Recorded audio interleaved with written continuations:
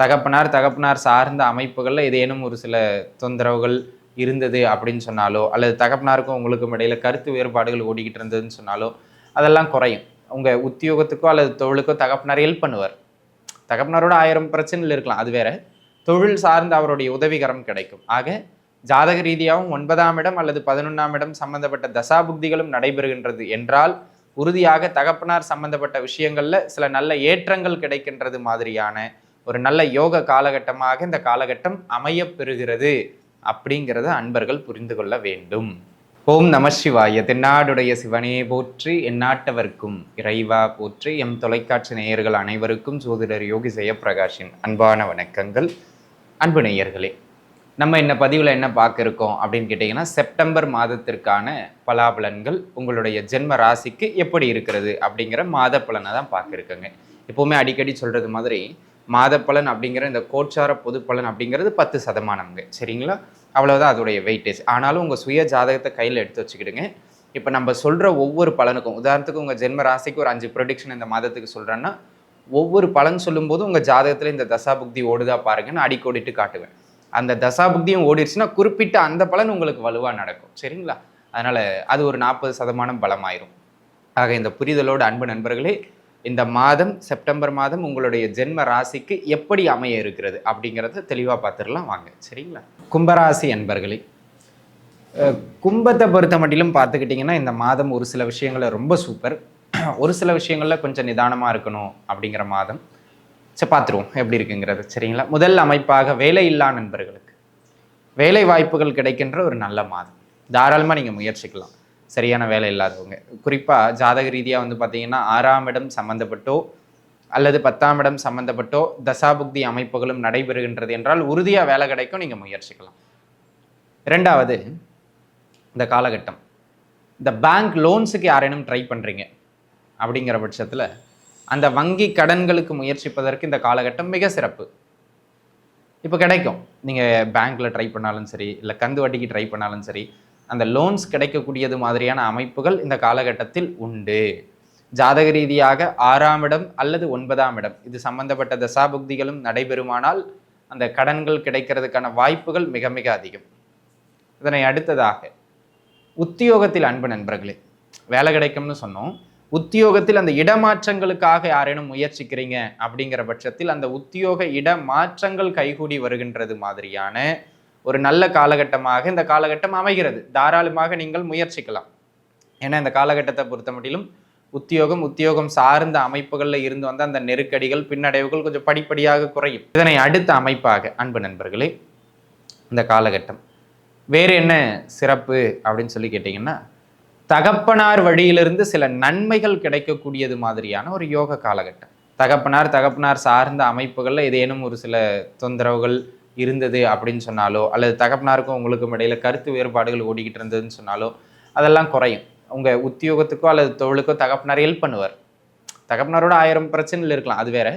தொழில் சார்ந்த அவருடைய உதவிகரம் கிடைக்கும். ஆக ஜாதக ரீதியாகவும் 9ஆம் இடம் அல்லது 11ஆம் இடம் சம்பந்தப்பட்ட தசாபுக்திகளும் நடைபெறுகின்றது என்றால், உறுதியாக தகப்பனார் சம்பந்தப்பட்ட விஷயங்கள்ல சில நல்ல ஏற்றங்கள் கிடைக்கின்றது மாதிரியான ஒரு நல்ல யோக காலகட்டமாக இந்த காலகட்டம் அமையப் பெறுகிறது அப்படிங்கிறத அன்பர்கள் புரிந்து கொள்ள வேண்டும். இது ஒரு நல்ல அமைப்பு, சரிங்களா? அதே போல் அன்பு நண்பர்களே, இந்த காலகட்டத்தை பொறுத்த மட்டிலும் வேறு என்ன சிறப்புங்க அப்படின்னு சொல்லி கேட்டிங்கன்னா, நல்லா புரிஞ்சுக்கிடுங்க. தொழில் செய்கின்ற அன்பர்களுக்கு தொழிலில் பெரிதாக வருமானம் இந்த மாதம் இல்லை, ஆனால் தொழில் சார்ந்து நல்ல பேர் எடுப்பீங்க.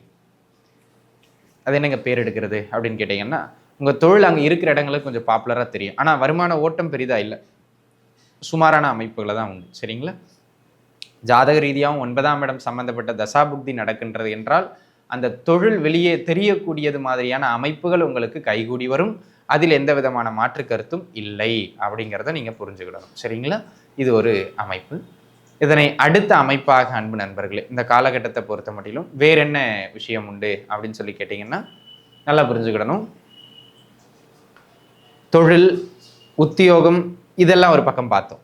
கடன் வாங்குவீங்கன்னு சொன்னோம். ஒரு சிலர் கடன் வாங்கி சொத்து வாங்குறதுக்கான அமைப்பு உண்டு.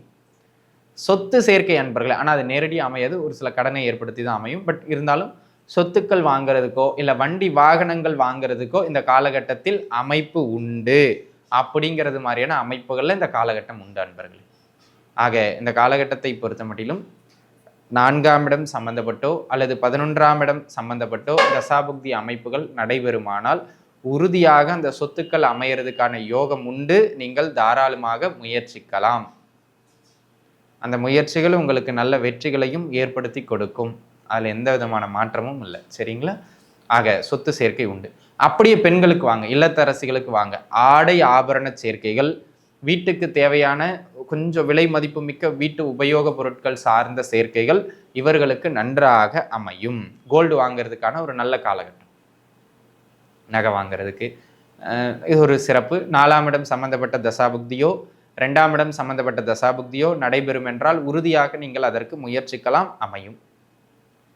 அதேபோல் இந்த காலகட்டத்தை பொறுத்த மட்டிலும் வேறு என்ன சிறப்புகள் உண்டு அப்படின்னு கேட்டிங்கன்னா, வேலை செய்கிற இடங்கள் இருக்குது பாருங்க. எவ்வளவு ப்ரெஷர் இருந்தாலும் இந்த மாதம் அப்படியே நீங்கள் அழகாக கொண்டு போயிடுவீங்க.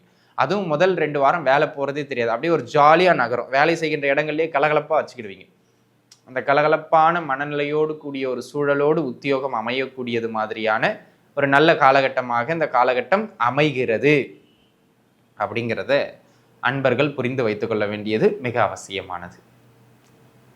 அதேபோல் அன்பு நண்பர்களே, இந்த காலகட்டத்தை பொறுத்த மட்டிலும் வேற என்ன சிறப்புகள் உங்களுக்கு உண்டு அப்படின்னு சொல்லி கேட்டிங்கன்னா, உயர்கல்வி பிடித்த இடங்களில் படிக்கக்கூடியது மாதிரியான நல்ல அமைப்புகள் உங்களுக்கு உண்டு. ஒரு சிலருக்கு வெளியூர் போய் உயர்கல்வி படிக்கிறது மாதிரியான ஒரு சூழ்நிலைகள் ஏற்படலாம், அமையும்.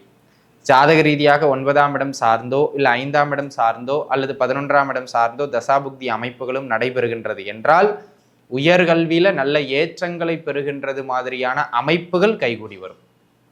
அதில் எந்த விதமான மாற்று கருத்துமே கிடையாது. சரிங்களா? அந்த விதத்தில் இது ஒரு நல்ல மேன்மை அப்படிங்கிறத நீங்கள் புரிஞ்சுக்கிடணும். ஓகேங்களா? இது ஒரு நல்ல அமைப்பு.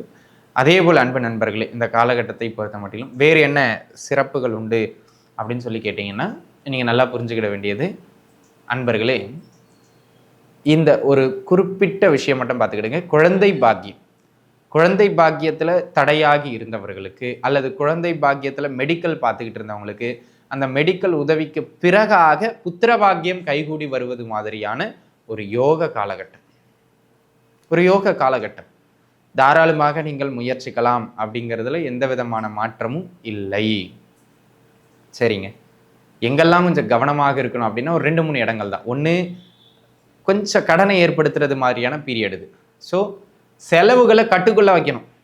வீண் விரயங்கள், கையை மீறிய விரயங்கள், ஆடம்பர விரயங்கள், இதை குறைப்பது சிறப்பு. ஜாதக ரீதியாக 6, 8, 12ஆம் இடம் சம்பந்தப்படுகிற தசாபுக்திகளும் செல்லுமானால் உறுதியாக இந்த மாதம் கடனை ஏற்படுத்துறதுக்கான வாய்ப்பு மிக அதிகம். கவனமாக இருந்துக்கணும். 2வது, குழந்தைகளுக்கும் வயதானவர்களுக்கும் இந்த உடல்நிலை தொந்தரவுகளை ஏற்படுத்தக்கூடியது மாதிரியான அமைப்புகள் உண்டு. ஆக உடல்நிலையில கொஞ்சம் கூடுதலான கவனத்தை செலுத்த வேண்டியது மிக அவசியமான ஒன்று அப்படிங்கிறதையும் நீங்க உணர்ந்துக்கிடணும். அந்த விதத்திலையும் இது ஒரு கவனமாக இருக்க வேண்டிய ஒரு பீரியட். ஜாதக ரீதியாகவும் 6ஆம் இடம் சம்பந்தப்பட்ட தசாபுக்தியும் நடக்கின்றது என்றால் உறுதியாக கவனமாக இருக்கணும். சரிங்களா? அதை பார்த்து இருந்துக்கிடுங்க. அதனை அடுத்ததாக அப்பப்போ கணவன் மனைவி கிட்டல கொஞ்சம் முட்டிக்கிடும். அதை விட்டு கொடுத்து போகணும். ஏன்னா கணவன் மனைவி கிட்டல கொஞ்சம் தேவையில்லாத இந்த ஈகோ கிளாஷஸ் ஏற்படுறது மாதிரியான ஒரு காலகட்டமாக இந்த காலகட்டம் அமைவதனால் ரொம்ப கவனமாக வண்டியை நகர்த்தணும் அப்படிங்கிறத மட்டும் மைண்டில் வச்சுக்கிட வேண்டியது மிக அவசியமானது. அதுவும் குறிப்பாக 8ஆம் இடம் சம்பந்தப்பட்ட தசாபுக்தியோ இல்லை 7இல் ஒரு பாவகிரகம் அமர்ந்து அதனுடைய தசாபுக்தியோ நடைபெறுகின்றது என்றால் இந்த காலகட்டங்களில் கணவன் மனைவி கிடல கசப்புக்கள் வருவது இயல்பு. அதை பெரிதுபடுத்தாமல் அட்ஜஸ்ட் பண்ணி வண்டியை ஓட்டிடணும் அப்படிங்கிறது வெரி இம்பார்ட்டன்ட் அப்படிங்கிறத நீங்கள் புரிஞ்சுக்கிடணும். சரிங்களா?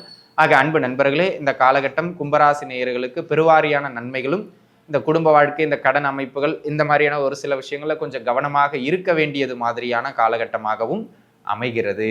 பார்த்திருப்பது சிறப்பு. நன்றாக இருப்பீர்கள். வாழ்க வளமுடன். நன்றி.